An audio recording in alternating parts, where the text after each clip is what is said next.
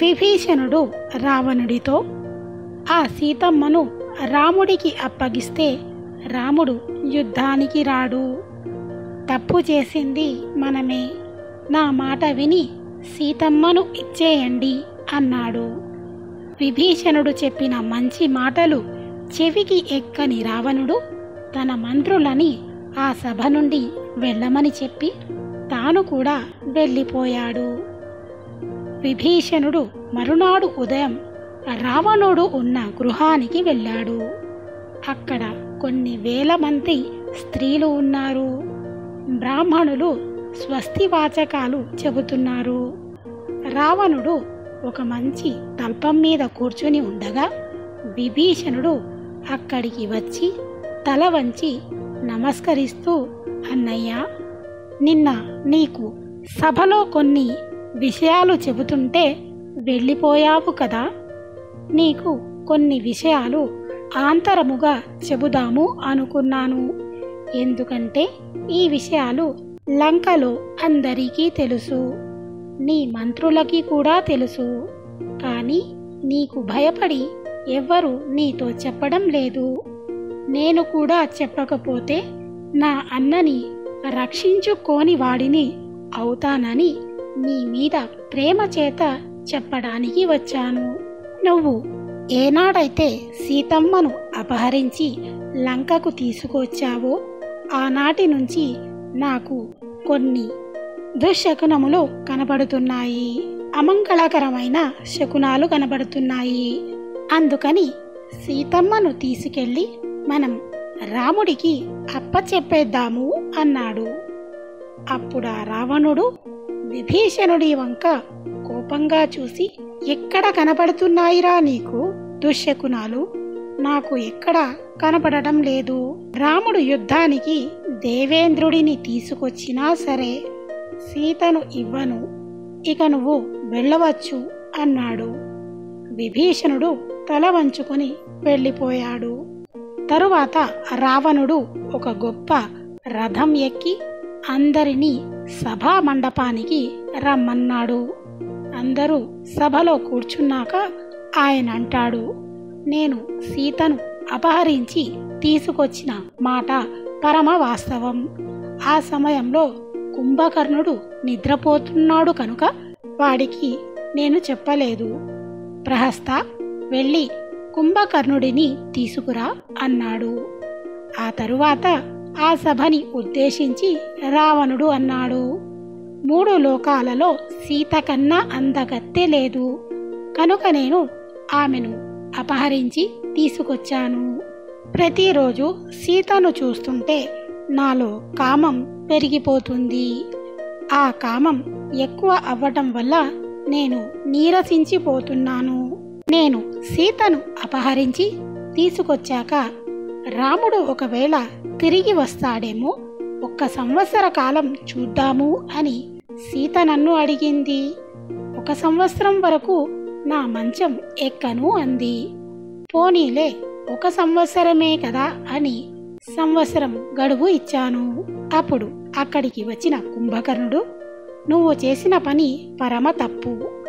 ఇప్పుడు అందరినీ పిలిచి ఏమి చెయ్యను అని అంటావేంటి? ఈ మాట నువ్వు మమ్మల్ని అపహరించే ముందు అడగాలి. రాజు ఒక నిర్ణయం చేసే ముందు న్యాయాన్యాయములను బాగా ఆలోచించాలి. నువ్వు తొందరపడి సీతను తీసుకొచ్చావు.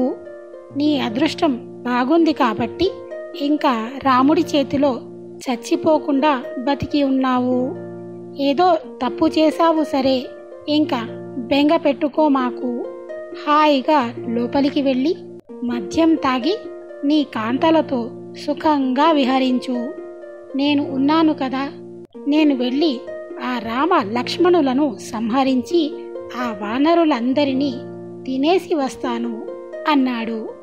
అప్పుడు మహాపార్షుడు అనే మంత్రి అన్నాడు, ఒక కోడి పుంజుకి కోరిక కలిగితే కోడి పెట్టని తరిమి బలాత్కారంగా దానిని అనుభవిస్తుంది. నువ్వు కూడా సీతను అలా అనుభవించు అన్నాడు. రావణుడు ఆ మహాపార్షుడిని దగ్గరకు పిలిచి, ఎంత గొప్ప ఆలోచన చెప్పావు. కానీ నాకు ఒక శాపం ఉండిపోయింది. ఒకనాడు బ్రహ్మసభకి వెళుతున్నప్పుడు పుంజకస్థల అనే అప్సరస నన్ను చూసి దాక్కుంది.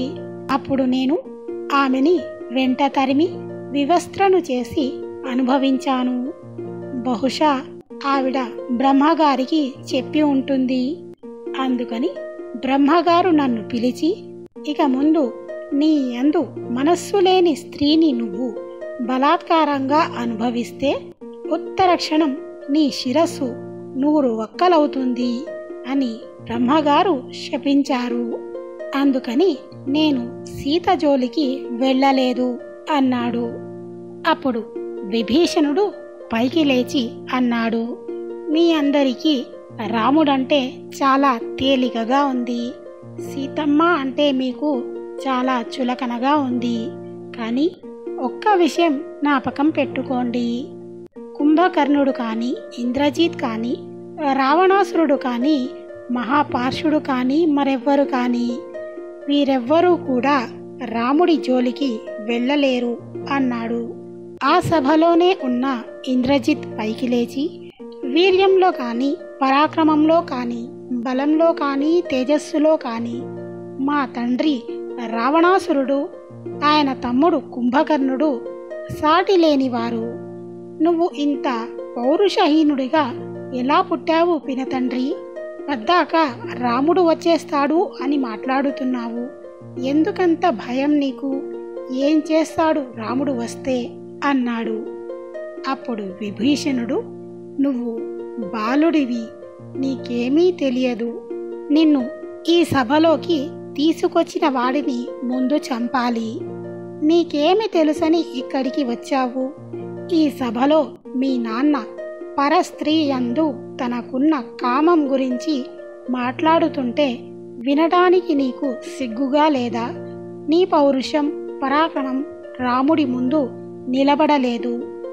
లేనిపోని వ్యగ్రత తెచ్చుకొని విర్రవీగకురా ఇంద్రజిత్, కూర్చో అన్నాడు.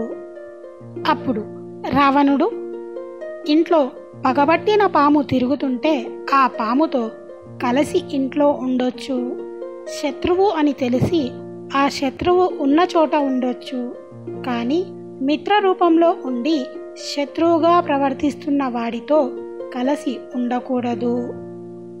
ఇవాళ నన్ను అందరూ కీర్తిస్తుంటే నువ్వు చూడలేకపోతున్నావు.